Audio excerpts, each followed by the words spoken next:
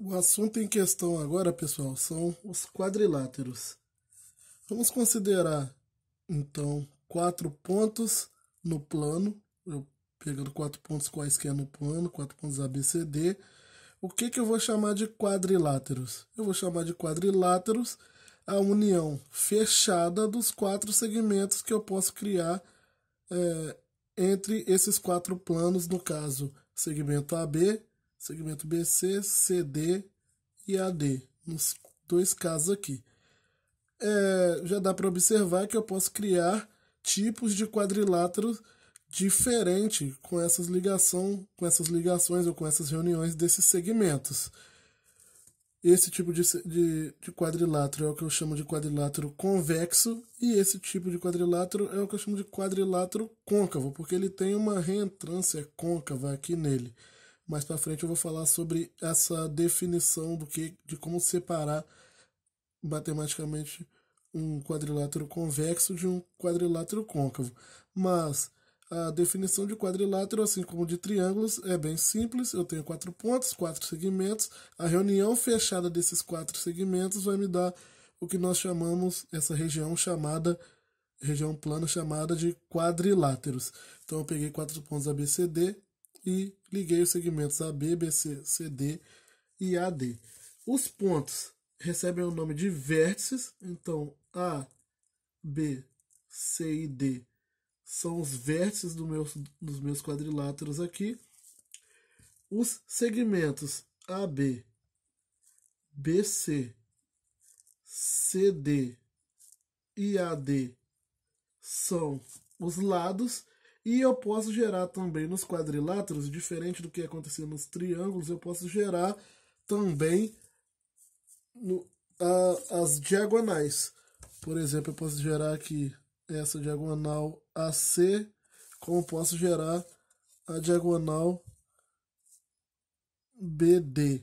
Eu não vou falar sobre diagonais no quadrilátero côncavo, porque os quadriláteros côncavos eles não são objetos de estudo para nós aqui no ensino médio, e apesar de nós falarmos deles, eles não são, como eu posso dizer, o alvo nas provas de concurso e no caso de qualquer tipo de concurso, a não ser alguns concursos bem específicos que não vem ao caso para nós aqui. Então esse aqui é o que nós chamamos de quadrilátero convexo e quadrilátero côncavo. Côncavo. Qual é a definição de quadrilátero convexo e côncavo, a definição mais formal desses dois tipos de quadrilátero? O convexo côncavo, ele possui ao menos um ângulo maior que 180. Como podemos observar aqui, ele vai possuir um ângulo aqui, ó, que a medida desse ângulo é maior que 180. Esse tipo de quadrilátero que tem essa reentrância que vai gerar esse ângulo maior que 180 é o que nós chamamos de quadrilátero côncavo. Existe uma outra definição também que fala o seguinte: um quadrilátero convexo, ou vou chamar um quadrilátero de convexo sempre que eu pegar 2 pontos dentro dele e criar um segmento ligando esses 2 pontos. O segmento inteiro ele vai estar dentro do quadrilátero, ele não vai ter nenhuma parte fora. É o que não acontece nos quadriláteros côncavos. Por exemplo, se eu pegar um segmento aqui na pontinha e outro na outra e ligar os dois, pegar 2 pontos, né, um em cada lado aqui, e traçar um segmento, eu vou ter parte do segmento fora do meu quadrilátero. Esse tipo de construção é o que vai me dizer se o quadrilátero é côncavo ou não. Só que uma maneira de definir é uma maneira através de construção geométrica, que foi esse caso aqui, e a outra é uma definição mais formal, observando os ângulos da figura, como eu mostrei. O quadrilátero convexo, então, ele possui todos os ângulos menores que 180. Como é esse caso aqui, não existe nenhum ângulo maior que 180 num quadrilátero convexo.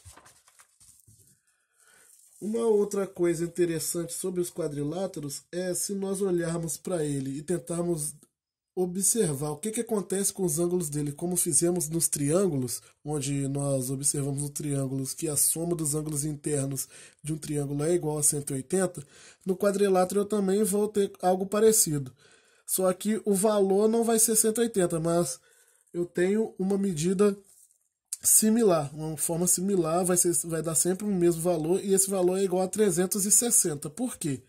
Todo quadrilátero, se você observar bem para ele, eu posso dividi-lo. E aqui, gente, daqui para frente, quando eu falar quadrilátero, já entenda que eu estou falando sobre quadrilátero convexo. Os côncavos, como eu disse, não entram nos nossos estudos.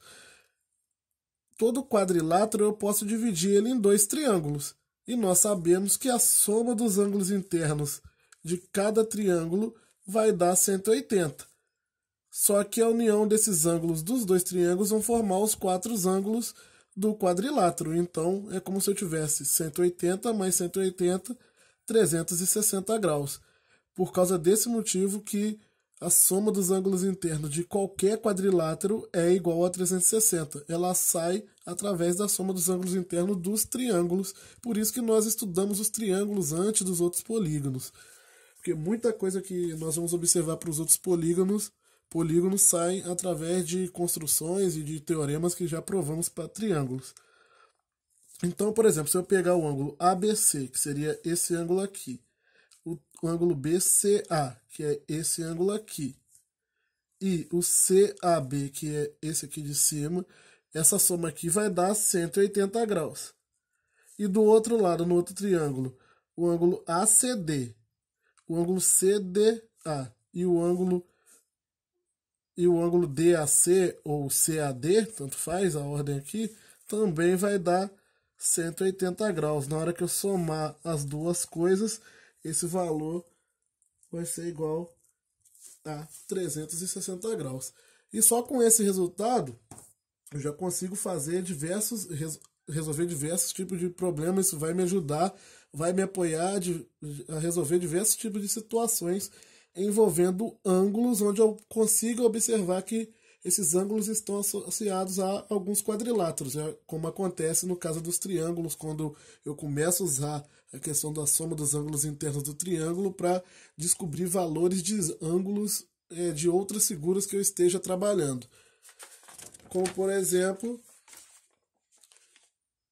nesses dois casos que eu separei aqui. Eu tô com duas figuras, no caso aqui eu tenho um hexágono, né, 6 lados, e um quadrilátero. No primeiro aqui, eu peço para você encontrar qual é o valor de x dentro dessa figura. De novo, gente, isso aqui é só um exemplo de fixação. É óbvio que isso não vai aparecer assim em situações de concurso, não desse jeito, mas é bom você saber trabalhar com esses ângulos ou com essas medidas quando elas aparecerem na sua frente.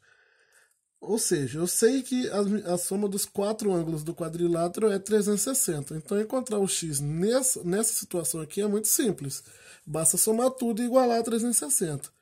2x mais 60 mais 90 graus, que está aqui, né, um ângulo reto, é igual a 360. Ou seja, 3x mais 150 é igual a 360. 3x é igual a 360 menos 150, ou seja, x é igual a 360 dá 200, menos 150 dá 210, passo 3 dividindo, isso aqui é igual a 70 graus para esse primeiro exemplo. No segundo aqui você pode se perguntar, mas é um hexágono, como eu vou calcular o valor de x, sendo que eu estou trabalhando com quadriláteros? É uma observação que você tem que fazer, aqui nós temos que ser espertos. O hexágono, assim como o quadrilátero eu consigo dividir ele em dois triângulos, se você observar, eu também consigo dividir o hexágono, por exemplo, se eu precisasse, em dois hexágonos. Vou traçar bem fraquinho aqui, só para não atrapalhar a figura. Eu consigo dividir o hexágono em dois quadriláteros. Isso significa o quê? Eu posso fazer de uma forma análoga que eu fiz para o hexágono, para os quadriláteros, descobrir quanto vale a soma dos ângulos internos do hexágono, já adiantando aqui, né? Se cada quadrilátero, a soma dos ângulos internos vale 360, quer dizer que no hexágono vai equivaler a 720, óbvio, 360 mais 360. Então, mesmo sem eu ter quadriláteros montados aqui naquela figura inicial, eu posso usar os quadriláteros como referência, porque agora eu sei que a soma de todos esses ângulos aqui, ela teria que equivaler a 720.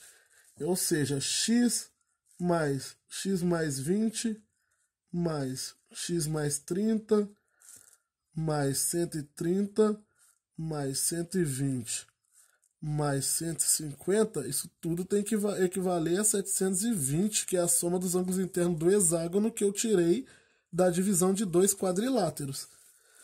Ou seja, 3x, x mais x mais x, 20 mais 30 mais 130 mais 120 mais 150, isso aqui vai dar 450,